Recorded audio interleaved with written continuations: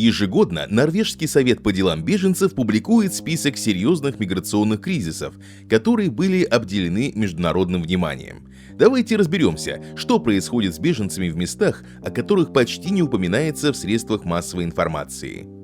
Камерун. Сепаратистский конфликт на западе страны эксперты уже второй год подряд признают самым забытым кризисом в мире.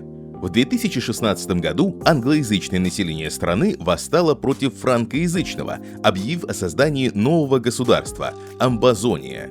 В результате были сожжены сотни деревень, более 450 тысяч человек стали беженцами, а 780 тысяч детей не ходят в школу. Более того, существует еще два очага напряженности. На севере страны действует террористическая группировка Боко Харам, из-за чего более 50 тысяч человек бежало в Нигерию, а на востоке находится огромное количество беженцев из Центральноафриканской республики. По данным ООН, в 2018 году для первичного решения этих проблем было необходимо $320 миллионов США, из которых было собрано только 44%. Кроме того, почти все деньги пошли на решение проблем севера и востока страны, оставив жертв сепаратистского конфликта без внимания. Демократическая республика Конго. С 1998 по 2003 год в стране проходила Великая Африканская война, о которой мало кому известно.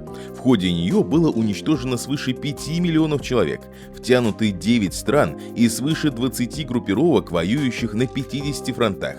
На момент 2019 года оставшиеся группировки стремятся контролировать добычу полезных ископаемых, что приводит к конфликтам между ними. В 2018 году возобновились межэтнические столкновения в провинциях Северной Киву и Итури, из-за чего более 100 тысяч человек были вынуждены бежать через озеро Альберт в Уганду, а еще более миллиона человек устремились в соседние провинции ДРК.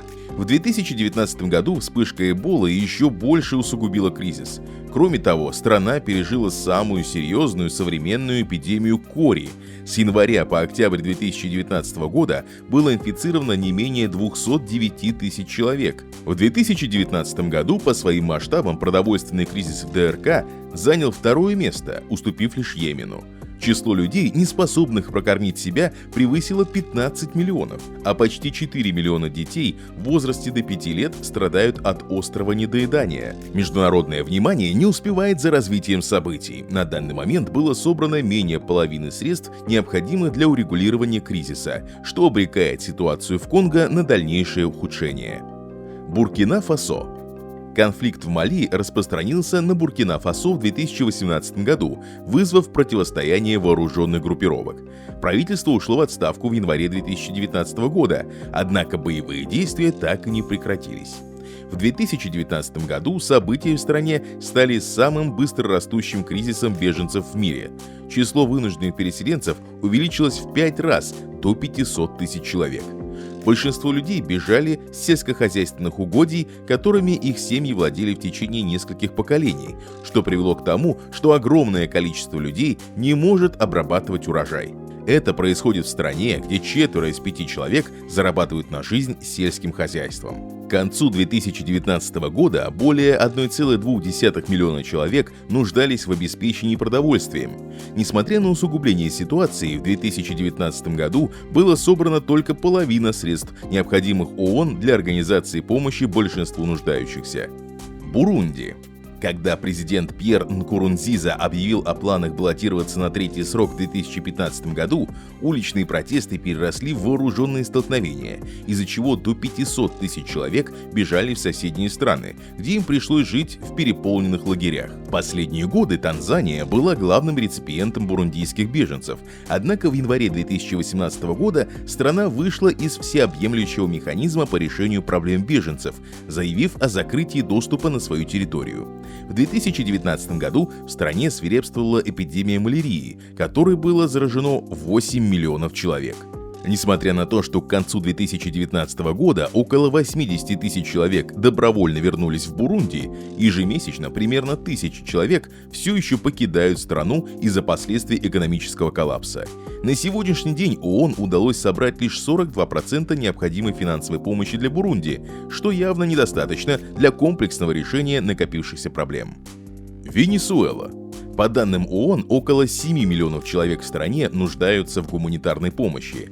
По оценкам ФАО, в 2019 году около 6,8 миллиона венесуэльцев пострадали от нехватки продовольствия.